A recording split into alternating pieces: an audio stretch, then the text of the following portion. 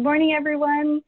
We're just about a minute ahead, but we see some folks, participant numbers clicking up, so we will start on time. If you've just joined us, welcome. We're excited to spend the next hour or so with you.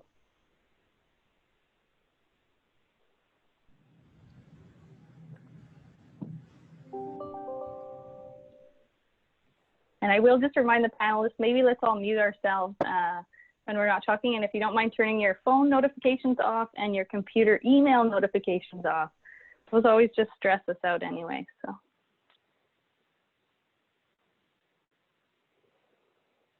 Okay, this is great. So we've got just about 50 participants here,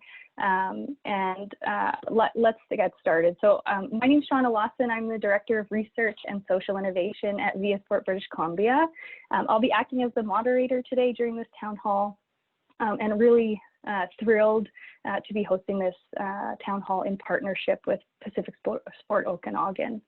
So these town halls were really inspired after we hosted a webinar on return to sport June 4th. We had over 1,000 people register, hundreds of questions in only an hour. So there were so many questions, great questions that we weren't able to answer. And so these town halls, we're hosting 7 across the province and in all of the regions where our regional alliance partners are, to really fill in the gray areas. So in terms of our agenda, we won't be going through the guideline document in granular detail. We know you can all find those at viasport.ca for the return to sport guidelines, or at bcrta.bc.ca for the return to activity guidelines. But what we will be doing is trying to fill in those gray areas. So in terms of an agenda, our first order of business will be just asking the panelists to introduce themselves. Then Jared Cope, our Director of Provincial Activation at PacificSport, will go through a bit more detail of the process. But really the bulk of the hour will be answering your questions. So as you might notice, you are not on the screen as a participant and you're not able to turn your audio on, but we will ask that you put your questions in the Q&A box. So myself, and we have another staff member behind the scenes, will be furiously writing your questions down to pose them to the panelists. So if you see me looking distracted, I'm not checking my emails, I'm not drawing doodles. I really try to pull your questions together in a meaningful way. So with that, I'll remind everyone that this is being recorded. So if you had some peers that aren't able to attend or you need to hop off halfway through, we will record and share it. And so with that, I'll turn it over to Jared Cope to introduce himself. Hi everyone, my name is Jared Cope, Director of Provincial Activation here at PacificSport.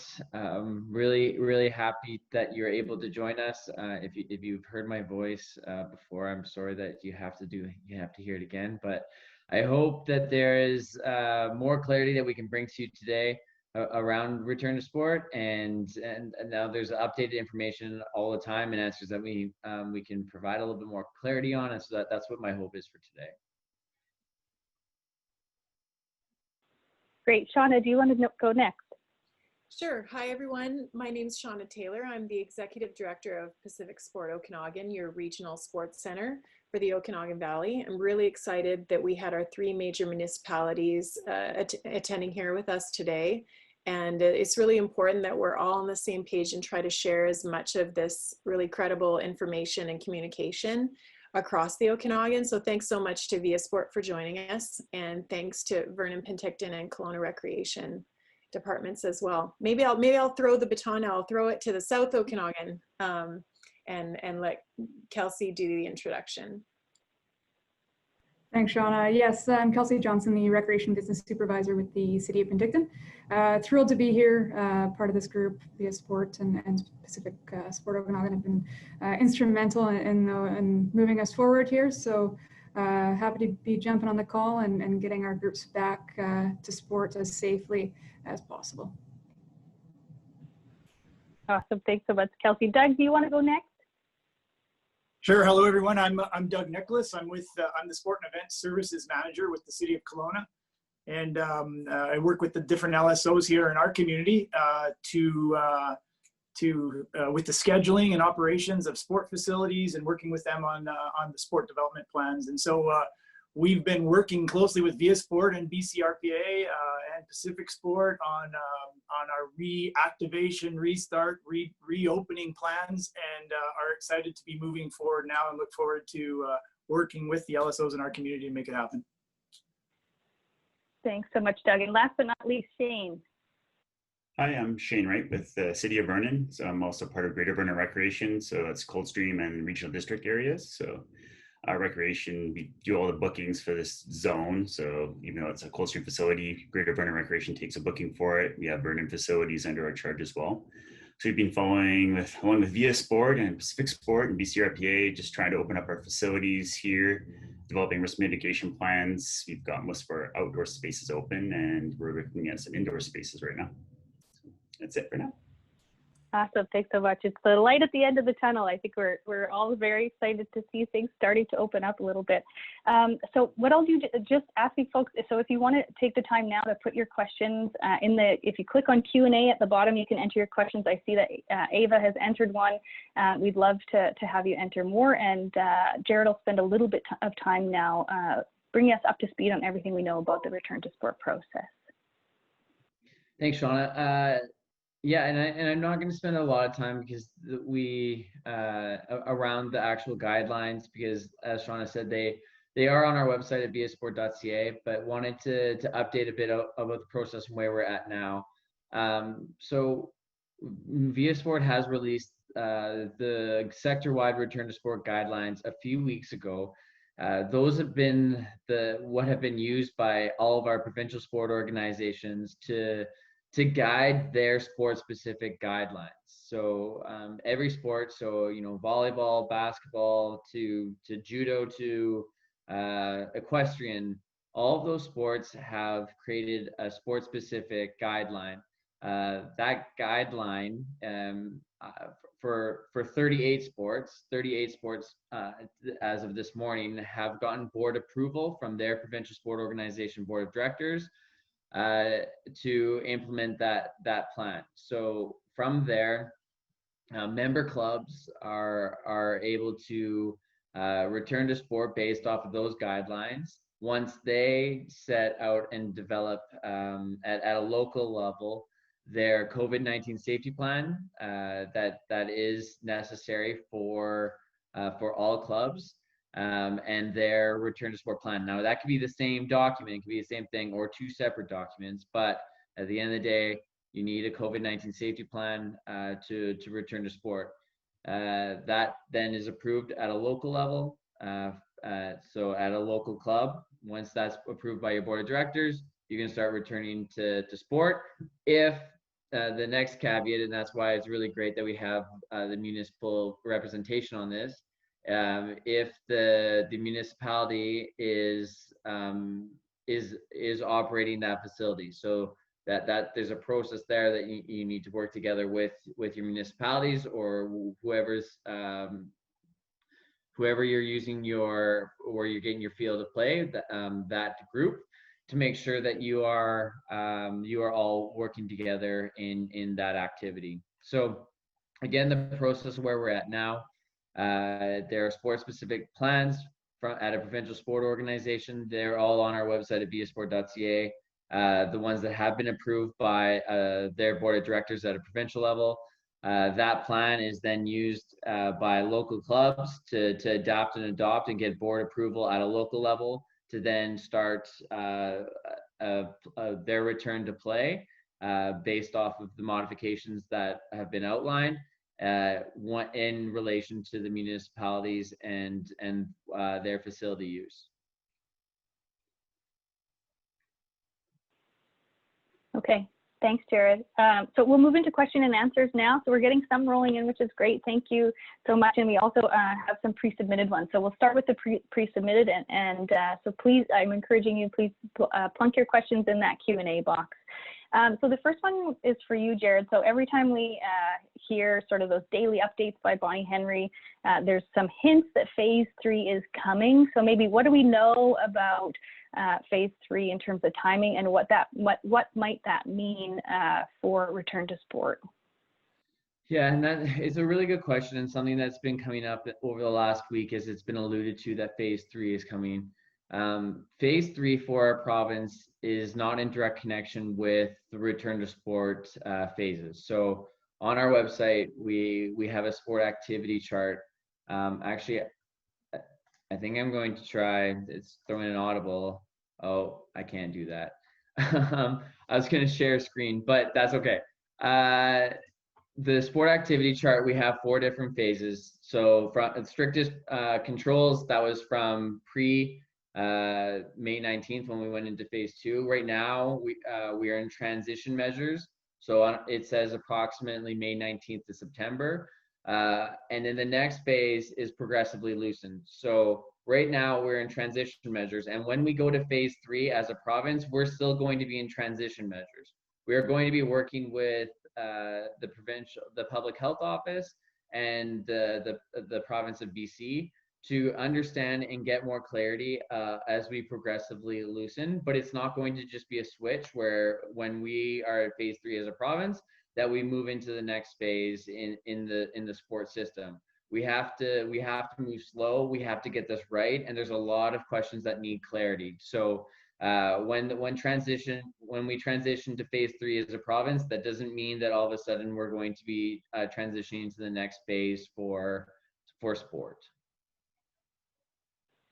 Awesome, thanks so much. And maybe what I'll do now is we're getting quite a few questions around sort of when and how municipalities and facilities will be opening. So maybe let's do a little bit of a round with Kelsey, Shane, and Doug. Can you talk a little bit about sort of when your facilities will be open again? And we had a specific question around skate rentals and helmet rentals. So if you're able to weave that in, that equipment piece, that would be helpful. Maybe Kelsey, if you're okay to start. Yeah, sure. Well, we're looking at all facilities independently of one another, so it's definitely not a foul swoop, as well as demand. You know, we got to go and look through this through a sustainable lens as well. For us here in Penticton, we're fortunate enough to have enough demand with user groups that would fit all the requirements and health authority guidelines and recommendations for ice. So we actually are excited to be opening up our ice rinks beginning July 6th. These are for select user groups. They have proper safety plans in place. And you know, as we have spaces available, we're open to receiving inquiries from the public to see if they can build a safety plan that fits the requirements of that day. Looking to soccer fields and baseball diamonds, the same goes.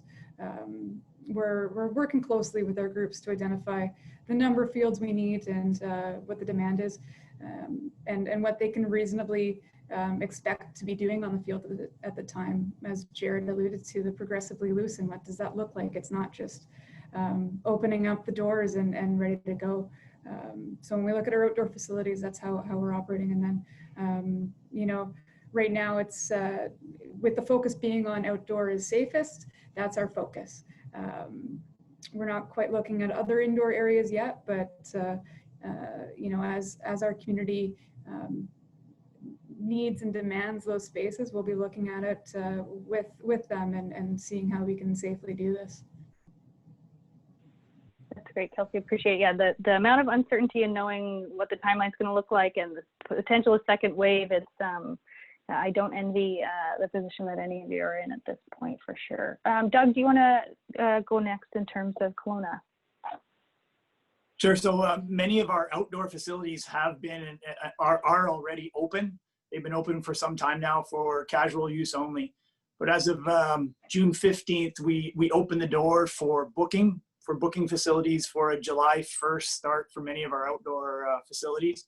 Includes sports fields, ball diamonds, also includes arenas, and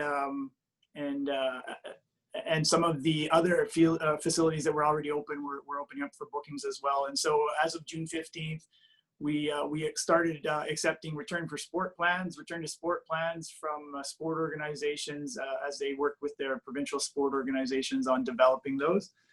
And then our pools, we're aiming for hopefully a mid-summer opening for some of our pools anyhow. And then rec centers, again, we're targeting an early July startup for as a programming space for some of our recreation centers. Awesome, thanks very much. Shane. So Vernon, most of our outdoor spaces, our parks are open for bookings. We're just working out that right now. We're trying to get the municipal government's on board with consistent policies. And I just lost my lights. So we have the regional districts coming up with their plans for facilities. Coldstream is giving us their ideas for what they want. And then Vernon's, we're just coming together to make sure we're consistent for a booking request, to make sure the groups all have their risk mitigation plans in place. They have a COVID officer as part of their group for the booking. And then which documents we want to have. So we want to be consistent with all our rental groups. So that's for outdoor bookings. And then indoor spaces, we're just opening up Cal Tower Place North. So we're going to have that ice open available for rentals with a maximum of 20 players on the ice and 5 coaches. And then so it's basic with that. And then indoor spaces, we have some meeting rooms available. So we have some groups that have asked for a space to meet. So their groups can get together and come up with risk mitigation plans. So we'll have a few rooms available for that. And then the recreation complex, we've opened up for summer camps. So we have 2 facilities we're running camps out of. So we have plans in place for those. And then our main rec center with the pool, we probably won't be open until October. So we're looking at a fall opening for the pool. And then outdoor spaces, we have our splash pads. Those are opening up as soon as we get our lifeguards in place.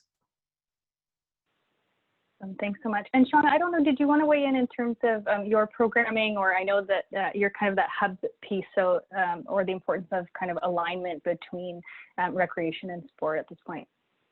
Right, yeah, we've been fielding a lot of questions that are from organizations that are structured like us. They're multi-sport, so they might have multiple elements and even like individual sports. And so what we do is we like they have had to refer then to all of the provincial sport organization COVID-19 safety plans. And if the sport has an excellent national sport organization plan as well, we'll usually band together, take a look at all of those and have to then integrate them based on whether it's indoor, outdoor, contact, non-contact, different disinfecting. It's very challenging when you're running a multi-sport organization and when you're working with multiple age groups as well and abilities to self-regulate. So children versus and seniors or young adults. So it's been challenging, but I think the most important thing is to make sure that we are all sharing information, trying to keep each other updated, visiting the VIA Sport site regularly. Every time a new provincial sport organization has uploaded their plan, you know, it started just a couple of weeks ago. There were only 6 up there. There were, I think, 40. I don't know where we're at right now, Jared, but quite a few now are uploaded, and just trying to work together and be patient, but also be optimistic that we'll be able to do this together. Thanks. I feel like that advice is good. I need that for just my regular life too, right? Be patient and rely on other folks. We're all this together. It's so true. Okay, I'm going to turn it back over to Jared. We're getting quite a few questions around specifics around the approval process. So we had one question, if I'm an LSO or local sport club and our board has approved our plans, do we still need to submit that either to our PSO or to VIA Sport? And then I have a follow-up, but I'll wait on it if you want to answer that first. The short answer is no. You do not need to submit to VIA Sport. Every sport is different in terms of their relationship with the PSO and the governance structure. So they might have a mechanism for you to provide your plan to your provincial sport organization. So I don't want to specifically say no, you don't. If there's a difference, and I don't know every 70 exact governance structures or process, but for the most part, no, you do not need to submit a plan to a provincial body. Awesome, thanks. And this is sort of related, a question that James has asked, and there's a few questions coming in around kind of gameplay and to the extent at which that is recommended right now. So James' question, if your sport board's guidelines did not include actual gameplay, but your local board believes it's possible to safely do so, is it possible to create your own guidelines locally that could be approved by a city authority or I know that, or health authority? That comes up as well. Yeah, James, that's a good question. And every organization is going to have a different risk tolerance, but the minimum standard is going to be something that your provincial sport organization uses. So as a local club, or sets as a provincial sport organization. So as a local club, if you're looking at your sport specific plan from your provincial sport organization, you say, nah, I think we could do more, and you circumvent and just and go ahead, that is an issue. That's a dialogue that you should be having with your provincial sport organization in terms of what you think is realistic. But they're setting their guidelines from what we know now, and it may seem like we can go further ahead, but at the moment, this is where we are, and this is what we need to do. We need to introduce slowly back into these activities. So I would advise against putting in a different plan that is further along than what your provincial sport organization is doing. In terms of the health authority part of it, I have heard and I've seen some organizations, not just in the amateur sports system, as well as the private sports system, that have been getting approval from health authorities. That should not be the case. We should be working. There's no approval process from a health authority in terms of the actual gameplay or activities on ice. There can be, and they can be advised and approval of layouts outside of the dressing rooms, things like that where you fall in with municipalities as well. But there shouldn't be approval from a health authority on the actual gameplay or activity play. That should be coming from the provincial sport organization in terms of those recommendations and guidelines that are then built into your COVID-19 safety plan. Okay, that's great. Thanks, Jared, for the added detail, and great question, James. So can we talk a little bit about oversight for a moment? So maybe first to you, Jared, who's responsible for ensuring that local clubs, like we hear that some clubs are way ahead of each other. We've had calls, I know people trying to report folks that they see out in communities maybe not following the recommended guidelines. So let's start with Jared. Who's responsible for oversight and ensuring that sport organizations are following their plans? And then I will throw to our municipalities around maybe what you're requiring from sport groups looking to book facilities and your plans for kind of oversight or monitoring. So Jared, if you want to start us off. Yeah, and that's actually a great way to set it up, Shauna, that it is a dialogue between sport groups and municipalities in terms of how we move along. But the oversight of it, every organization in BC needs to have a COVID-19 safety plan. There are, WorkSafe BC has officers that are checking these plans in our communities. So there is that oversight, but there is no approval again from the provincial sport organization that they're coming to you with the hammer and following it by looking at your practices in community. That's not happening. But on the other side, the ministerial order for insurance to protect our local clubs, our not-for-profit local clubs, is in place. But to actually be covered by that, you need to be following the guidelines set by Via Sport and the provincial sport organizations. So there is that caveat and clause in the ministerial order that you should be following. So if it's shown that you are you're not, by an example of your provincial sport organization says you're allowed to have 15 people in this one space, and it shows there's 40 people, that will be cause for concern and your boards of directors could be at risk. So that's kind of the oversight of it. So let's throw it, not to put you on the spot again, Kelsey, you always go first, but if you're all right with starting us off around Penticton. So what are you looking for from sport organizations, and then sort of how will you be monitoring or providing oversight? What are your thoughts? Yes, so absolutely we need to see a board or leadership team approved safety plan from each organization and association. That's whether it's all amateur sport, adult, youth, all sport looking to play organized play or skills and drills within our facilities. Our role absolutely is not to approve the plan that they submit to us.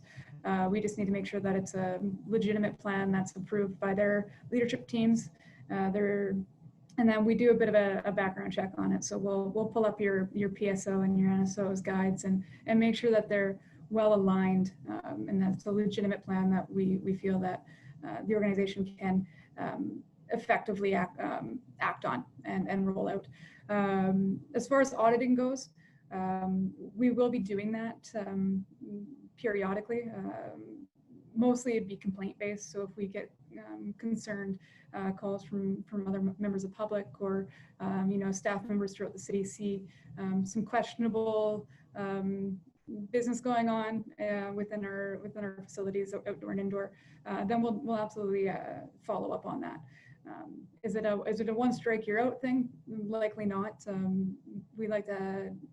We pride ourselves on the strong relationships we have with our associations and our sport groups. So we want to work with people to make it work. But absolutely, if you can't follow the guidelines you've set for yourself, then there's going to be some conversations. And if you continue to do that, then the privilege of being able to use our fields may not be there anymore. But it'll be dealt with, one-on-one, and it's not a blanket case, but we'll definitely do some follow-up. That's really helpful. Thanks, Kelsey. Doug, did you want to weigh in? Sure. Similarly to Kelsey, we're requiring sport organizations, as I've said here, to provide return to sport plans, along with information on their waivers and approval process. And so we've over the last 2 weeks been working on reviewing those plans with them and touching base with them as they come in. And one of the things we're asking for in terms of follow-up is that the sport organizations provide a safety ambassador as part of their plan, and that person is tasked with ensuring that the regulations, the modifications, the measures that they have in place are being followed and adhered to, and so we'll be checking in with those people along the way. But also in many of our facilities, we're providing facility ambassadors who will be doing just regular check-ins just to ensure that things are happening in a safe and proper way at our various sites. So that's our plan moving forward. Thanks, Doug. How about you, Shane? Pretty much Doug and Kelsey have said exactly what we're doing here. So having safety plans, having a person from that organization representing the group that's going to make sure that plan is being followed. Our big thing, we're looking to make sure the plan is realistic when people submit them. Like, is there actually in and out from a facility, how they're going to access, what they're going to be doing in that spot. So it's just making sure it's realistic. And then from our side, I guess we're trying to be consistent between the different municipalities that we represent. So that's the thing we're doing right now, just making sure that all the plans meet everybody's criteria that we're doing bookings for. And then, yeah, it's going to be public sort of base complaints. If we hear complaints, then we're going to investigate more. And then we do have staff in most facilities and around complexes. So we'll be keeping an eye out and helping people stay on track, because I know it's hard times for everybody with these new changes. Yeah, and we've definitely never done this before, and hopefully we'll not have to do it again. Shauna, I don't want to put you on the spot, but just want to ensure that you can jump in if and when you want. So anything to add there, or are we okay to move on? No, we were fine to move on. Okay, thank you. I don't want to leave you out. Okay, so I know, Jared, you talked a little bit about the ministerial order. I just wanted to pick up on that with a question that Doug has asked. Are all our board members insured by the BC government against any potential COVID-related liability? Do we have to apply, or are we automatically covered? Where can we find something in writing on COVID-related LSO board insurance? Great question, Doug. The short answer, you are covered right now. Once the ministerial order was signed, your board of directors, if you're a not-for-profit sport organization in BC, you are covered with COVID. To find more information, there is the ministerial order on our website at viasport.ca, so that can give you more details on the ministerial order. I'm going to add in a question that I get often on this one, so I'm just going to save some time and answer it anyway.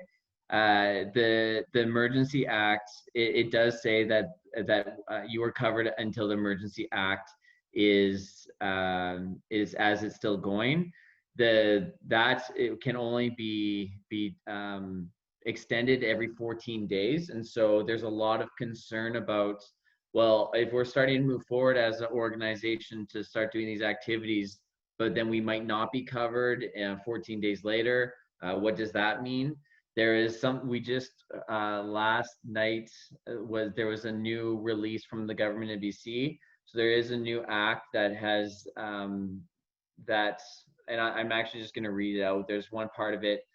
So British Columbians can be confident that these emergency orders will not end abruptly the moment the declaration of a state of emergency ends. They will have adequate notice to prepare. So they're working to make sure that even if the Emergency Act has stopped, that these ministerial orders that have been put in to safeguard our organization, as for example, all your organizations that are not for profit, will have time for those can continue as we transition out. So there's more details and more questions that are being raised by this announcement last night, but you can be assured that we're continuing to try to make sure that you are covered as long as you are at risk. That's great clarity. And yeah, we were all pleased to see that announcement come out last night. If I get a chance between asking questions, I'll see if I can link it and send it to everybody. But I know that it will be on our website. Okay, let's get into some of the nitty gritties. We're getting some great questions around kind of this 50-person max thing. So sorry, Jared, but another one for you. So maybe starting with like what counts as maximum 50 people. And we did have a great question around like, what if it's a really big space? Could we have more people in that zone? And then I've got a couple of follow-ups coming. Follow-ups, great. So the 50 people is not as straightforward as just hearing you can have 50 people. 50 people is for a gathering. So if you are, you can't have more than 50 people for a gathering. That being said, if you have a complex of 4 baseball diamonds that are all together, that doesn't mean that there can only be 50 people within that whole complex. What matters most is are you able to physically distance? So if you're able to physically distance and you are able to make sure that people can move in and out of the space safely with physical distance as part of it, you can have more than 50 people. So that is what is really important to hear. So if there was a recreation facility that has a gymnasium, an arena, a pool, there can be more than 50 people within that facility.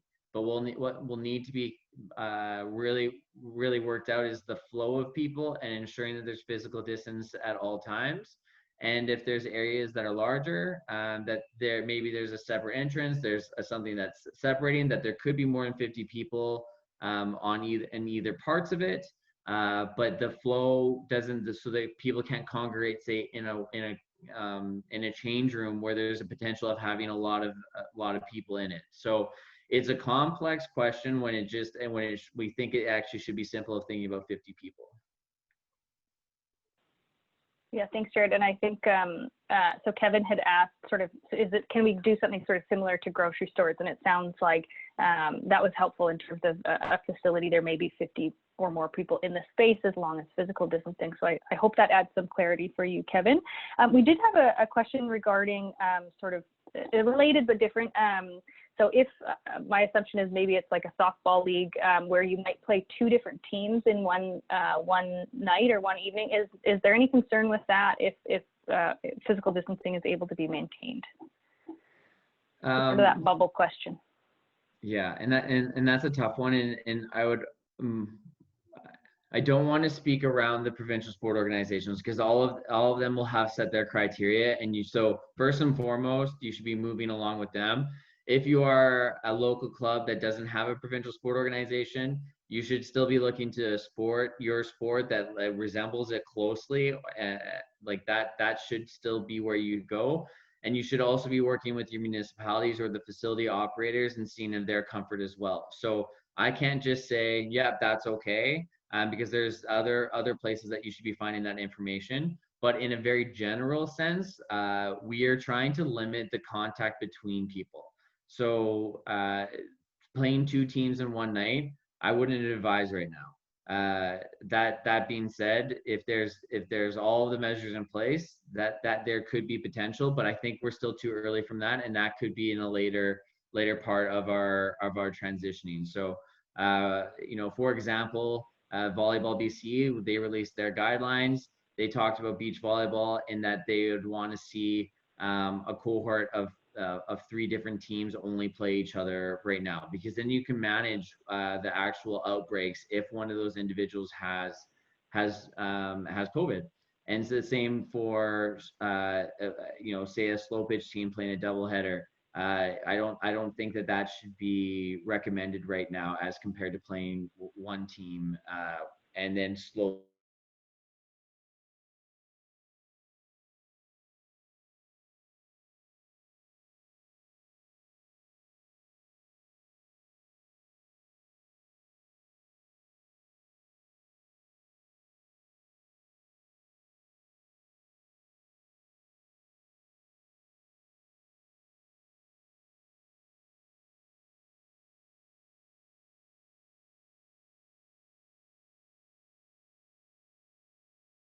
Local return to sport plan in alliance with your provincial guidelines, and that you're doing your best to implement it.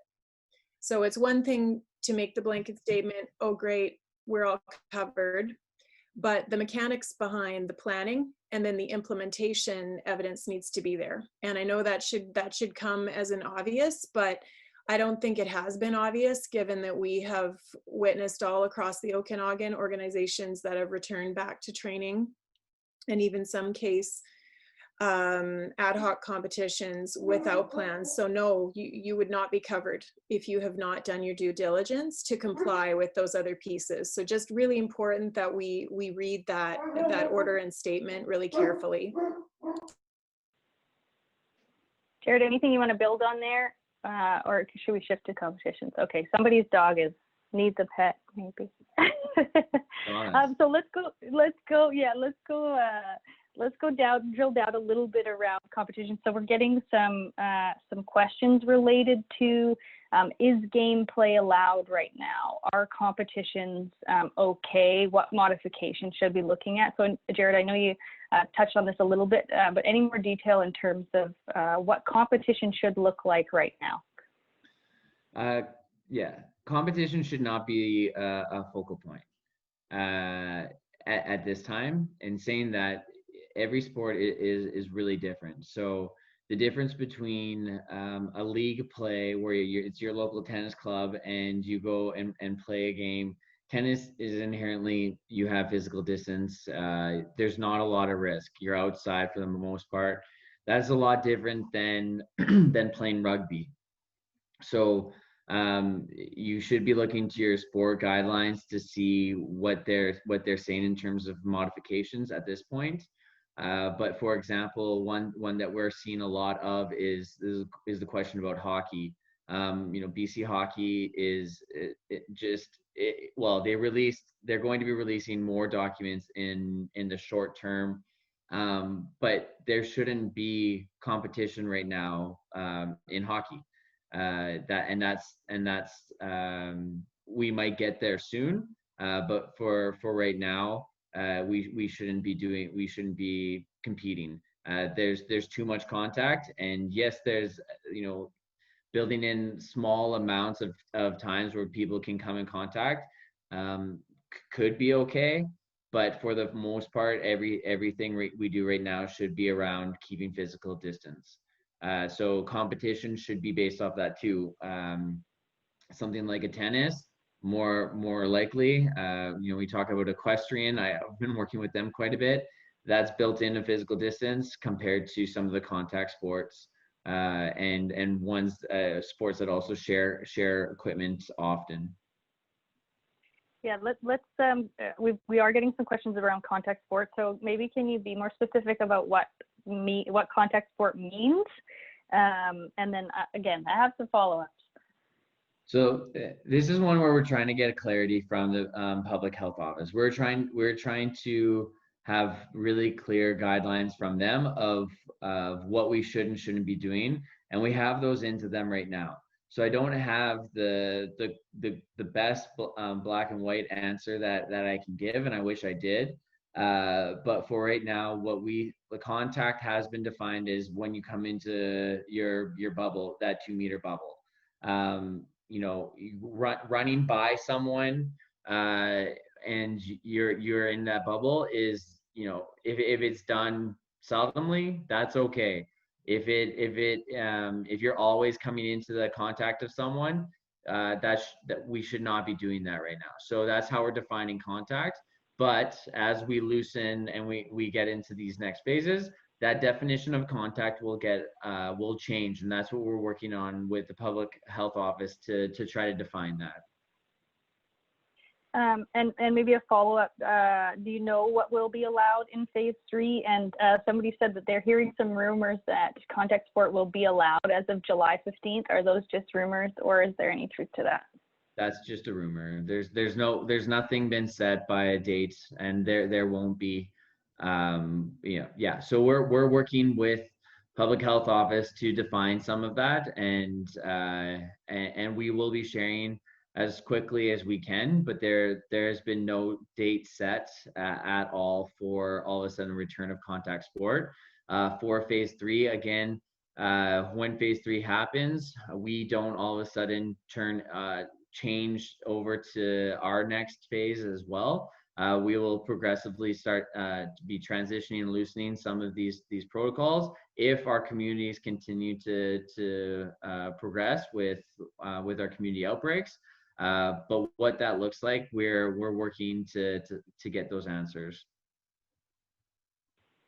Okay, great. Rumor mill is spinning. Kevin had a great question around, are there differences depending on region? So if we think about the number of cases sort of in Vancouver, Greater Vancouver, and the number of potential athletes in that region, are there any differences between that and say the Okanagan, where there might only be 100 athletes in that sport, and we know that the rate of transmission is much lower? Yeah, and I've received this question a few different times, and it's a fair question because, you know, the difference between the Okanagan and the Lower Mainland, yeah, it's there. But at this time, as a province and everything that we're doing, it hasn't been a regional difference between, you know, what happens in the Kootenays in the north to the Okanagan to Vancouver. There's no difference right now, and the same thing with sports. So the public health office has set it as a province. We've set it as a province, and we're going to continue to do that until they shift and have a different approach. And that might not happen, but if they do, we would consider it. But until then, the sport won't change. Okay, great. In terms of equipment, so a few specific questions around sharing equipment. So Ava had a question around, she's hosting a tennis camp. Does each kid need to have their own ball? Do they need to spray down the balls in between each person using? Do the kids need to sanitize their hands all the time? So any specifics around kind of equipment sharing, or if you could speak to her question directly. You know, I'm not going to have clear specifics, but that there should be increased hand sanitizing. There should be cleaning protocol that's different than it was before. So, you know, individuals, like 2 people playing, and once that set is done, sanitizing the ball for the next group, I think that's a good measure. You know, once you're done playing against that individual or that group setting, everyone going to wash their hands. Like, you know, just building that in will really go a long way. So I'm not going to give you specifics of that's what you should do, that's what you shouldn't do. I would look to the tennis plan to see what they're saying. But overall, for shared equipment, decreasing the touch points is really important right now, and increasing cleaning protocol. Yeah, thanks, Jared. And maybe I'll just open the panel. Sorry, go ahead, Shauna. Yeah, I was going to say, we've been working and doing some webinars with the Indigenous Sport and Recreation Council. And one thing that we were trying to encourage them to do, and just almost a philosophical shift before we move into this next phase, is shifting less so on this desire to return to competition as quickly as possible, but to also be able to soak in this opportunity to be able to maximize technical development and really mastery of your sport.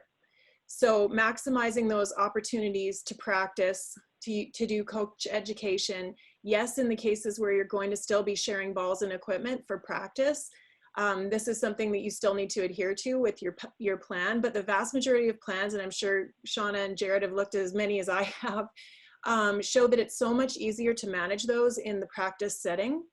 You're going to get better players. We're going to wind out ready to go, and hopefully a more proficient sport unit once we're done, if we can embrace this concept of practicing and mastery orientation versus competition right now. So we're all anxious. We all want to get playing again and competing. But that philosophical shift really worked well. And for the reserves across the province, like, we're all in this together. They've got very vulnerable population. So we needed that shift. We need that shift to happen. And I would argue that we need that probably in all our sport cultures as well. Just my 2 cents. Yeah, I love that. And I think that focus on like putting health first, and then, but also, you know, how do you shift the perception so it's seen as an opportunity, not as a, man, we're not where we are usually in rolling into July, but I really love that. I wanted to just open the floor up to any of the recreation folks around sort of that equipment piece or that camp piece. Is there anything that you've been kind of grappling with, or that you've landed on that you wanted to add? And it's okay if not as well. No? Okay, I'm going to swing it back to you, Jared. We've got a specific question about hockey. So similar to sort of the specifics around tennis, and this might be a similar response, but if participants are wearing equipment that covers their whole body and a fishbowl face mask, does that mean that hockey can be treated differently from other sports in terms of distancing? Not at this time, and maybe in the near future, but hockey will not be treated differently in terms of being a contact sport. And I've met with BC Hockey a few times over the last couple of weeks. They'll be releasing more details on actual activities that they think are okay in the, I would say, in a couple of weeks. They also have a more detailed safety plan, that template that's going to be coming out to you to follow if you are a hockey club, and that will be kind of like your guideline for practice. So yeah, but it won't be treated differently, and that could change though. But at this time, no. Okay, thanks very much.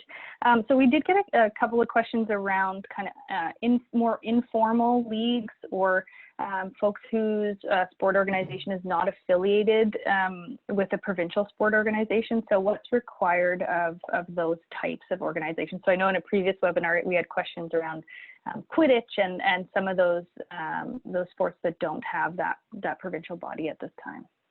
Yeah, and this is actually a good connection again between the rec facilities and departments as well.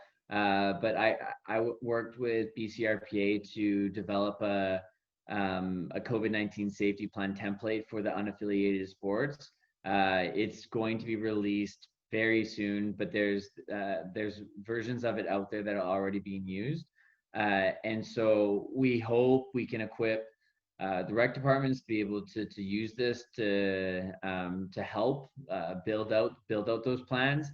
Still think that they could also be going to a sport that looks similar to what their activity is in terms of those sport specific plans. But yeah, overall, you still need a COVID-19 safety plan to participate and operate. And then for every municipality, you need to also, if you're renting space from them, to be able to adhere to their rules and protocols. And it sounds like, you know, Kelsey, Doug, and Shane have already talked about their protocols that are quite similar.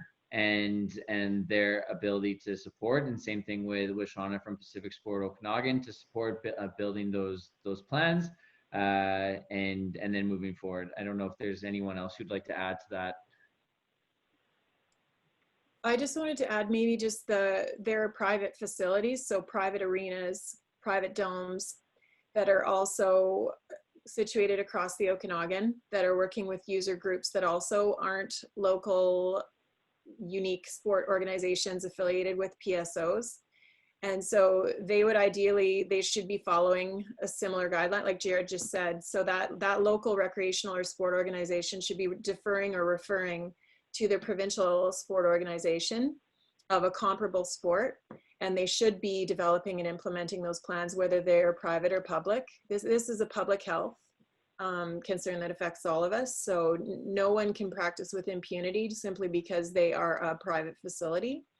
And so those same things would apply, really the voiding of any protections if they haven't developed that plan and been aligning themselves similar to what we hold everybody else accountable to. I would just add to that, if I could, that in Kelowna, we're trying to work with, we have a number of facilities, even city-owned facilities that aren't operated by the city, they're privately operated. And so we're trying to work with the facility operators on their plans to ensure that they're following proper protocols as well. And we'll continue to do that. And I think there may be, even in our area, some that we haven't connected with that might be on this call, and that's just a word that we'd be happy to connect with them further and talk to them about their plans moving forward. Yeah, that's great. Okay, I think we've just got a one more specific question around sort of first aid. So Jared, sorry again, it's coming to you, but if a player falls on the ice or somebody gets hurt, how do we manage that in terms of social distancing? Do we go to them? Can you talk a little bit about sort of that first aid protocol? Yeah, we have some of that on our website. I can't get into the specifics of the protocol of this first aid situation compared to this first aid situation. So I have to speak quite generally when I'm answering this question, but there should be in the sport specific plans, there should be a first aid section and referring to whether it's Life Saving Society or whatever organization that they're connected to. For aquatics, that's typically who they're going to. So any of those aquatic sports, we've had meetings with Life Saving Society to see what they're doing and kind of taking the lead for those aquatic sports. There's other sports that are doing something different, but there should be that information in the sport specific plans. If not, we also have some information on our website about overall first aid protocols during this time. Awesome, thanks, Jared. And last question just from Cheryl, just came in, looking toward indoor soccer over the winter. Any idea when the guidelines for that will be coming? I'd like to start my planning now, and I can totally relate. It's hard when the target is moving and the timelines are moving. So sorry, Jared, but to you again before we kind of close and wrap up. Yeah, Cheryl, it's a good question. Planning's tough right now. And it's going to continue to be tough, and it really depends on a lot of different factors over the coming months of how things are going just for our province overall. But for the indoor soccer specifically, it really will depend on where Soccer BC is at in their plan, based off of what part of our return to sport phase we are in. When we progressively loosen our our protocols, Soccer BC will be moving along as well to match what phase we're in. So there's a good chance that soccer could you could be playing, but that doesn't. Playing will still most likely have modifications and not still look the same. What the level of modifications you're going to need to do, we don't know yet.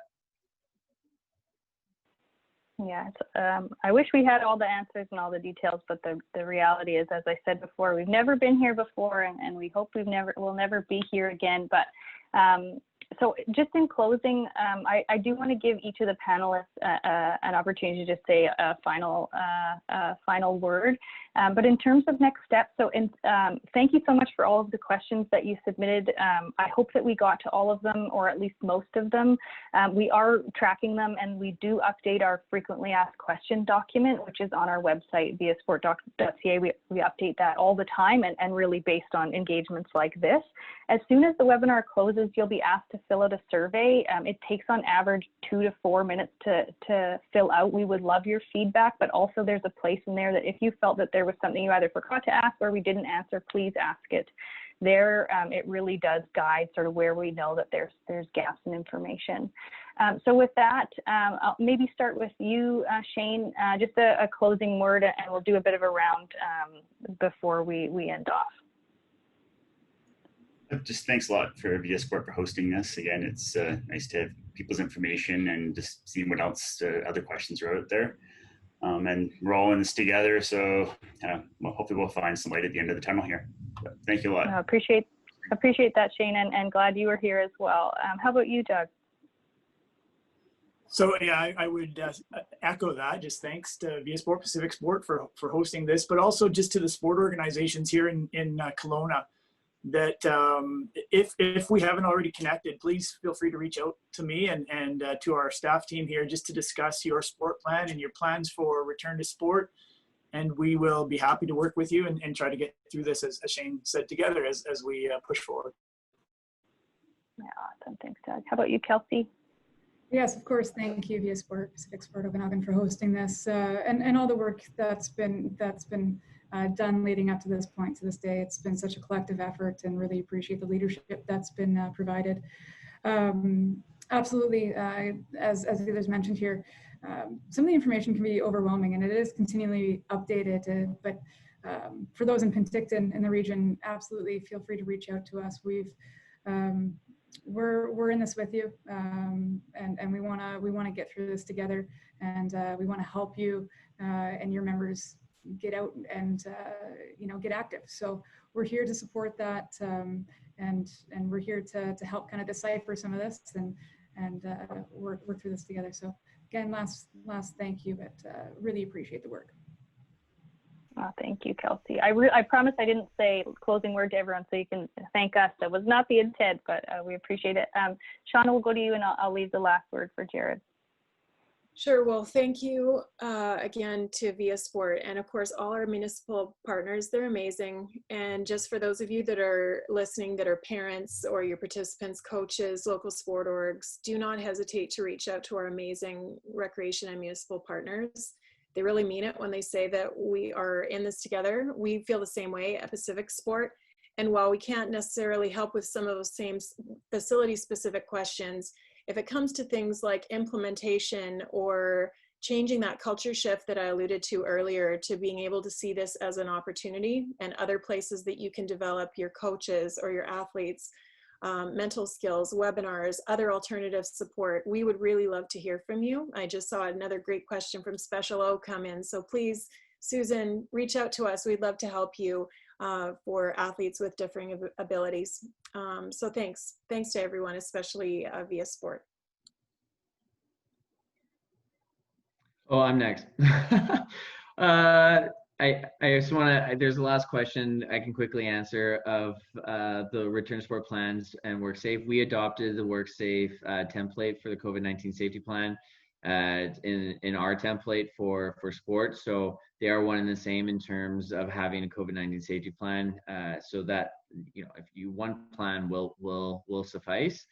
And just to wrap up, I just want to say that the municipal support that you have in the Okanagan is pretty impressive. Doug and I have been on the phone many a times over these past weeks, trying to work through and navigate what this looks like for you, because it is confusing and everyone's alluded to that. So I just really appreciate everyone stepping up to do this. We really do need to do this together, or else we'll be going back to square one. And then just say, we're at VS Sport, we're going to be working closer with the VS Sport Regional Alliance, so that being PacificSport Okanagan, to try to get this information into their hands, and us working together from also hearing what is happening in communities from your standpoint to us. And that could be through the Pacific Sports Centers or the municipalities, but we need to hear it. And so the more that you share it, the better. You can share it obviously directly with us, but whatever way that you want to get us that information, the more that we know, the better, in trying to support this process for you. And we'll continue to try to answer these questions and support you along the way. So I thank you for the time. I know everyone it has a lot on their plate, and yeah, I hope to talk to you soon about on the other side of this, when we're all back playing and loving what we do. Yeah, and with that, we'll close. Thanks again for spending the hour with us. Please stay in touch, reach out to any of the panelists, and do fill out that survey. But thanks for being here, and thank you to the panelists and our partners. Thanks, everyone.